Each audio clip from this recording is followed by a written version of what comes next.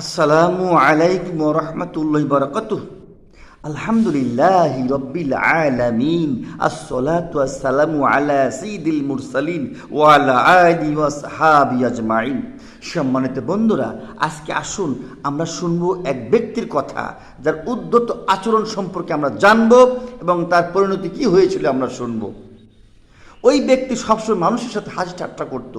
ঠাট্টা করতে করতে একদিন হঠাৎ করে বলে ফেলল, প্রচণ্ড গরম চলছিল, অনেক দিন বৃষ্টি হয় না, তে মাঠের মধ্যে বিশাল এক বট গাছ, তার নিচে অনেক লোক বসে রয়েছে। মানুষকে হাসানোর জন্য সে বলতে লাগলো, আল্লাহ পাকের কি চোখ নেই? সে কি দেখে না কেন বৃষ্টি দেয় না? কি হয়েছে আল্লাহর, কেন বৃষ্টি দেয় না?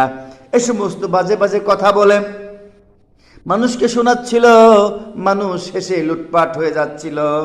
তখন তারা বলল, কেউ কেউ বলল, ভাই এসব কথা বলতে নাই, ভালো হয়ে যাও, ভালো ভালো কথা বলো, আল্লাহ পাক সম্পর্কে কোনো কিছু বলতে হয় না, আল্লাহ পাক সব জায়গায় আছেন, তিনি শুনবেন, তোমার কঠিন শাস্তিও হতে পারে, এসব কথা আর বলো না, মানুষ কিভাবে হাসিও না। তখন সে আরো উদ্ধত হয়ে আরো বেশি বেশি বাজে বাজে কথা বলতে লাগলো। দিনটি পার হয়ে গেল। কয়েকদিন পরে তুমুল বৃষ্টি শুরু হয়ে গেল। এত বৃষ্টি হতে লাগলো, মাঠ ঘাট কানায় কানায় পরিপূর্ণ হয়ে গেল। ওই ব্যক্তির বাড়ির উঠানটা পিচ্ছিল হয়ে গেল, জায়গায় জায়গায় পানি বেঁধে গেল। উনি হেঁটে যাচ্ছিলেন, যাওয়ার পথে হঠাৎ করে উনি পড়ে গেলেন। পিচ্ছিল ছিল, পিচ্ছিল পথের মধ্যে তিনি ঠাসটি খেয়ে পড়ে গেলেন। পড়ার পরে শুধু বলল, আমার ব্যথা লেগেছে, আর উঠতে পারে না। লোকজন দৌড়িয়ে আসলো, তাকে ধরে বসালো, কিন্তু সে আর সোজা হয়ে হাঁটতে পারে না। সেখান থেকে তাকে হাসপাতালে নেওয়া হলো, উপজেলা সদরে নেওয়া হলো, সেখান থেকে জেলা সদরে নেওয়া হলো, সেখান থেকে ঢাকায় নিয়ে যাওয়া হলো।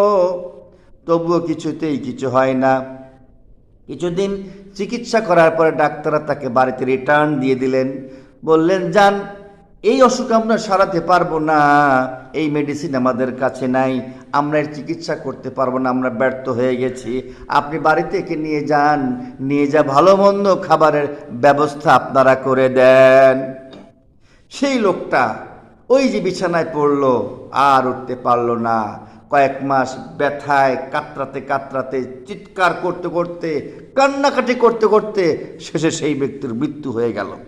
তে আসুন আল্লাহ পাক সম্পর্কে ভালো ভালো কথা বলবো। উনি সব জায়গায় আছেন, সব শুনতে পান, সাবধান থাক।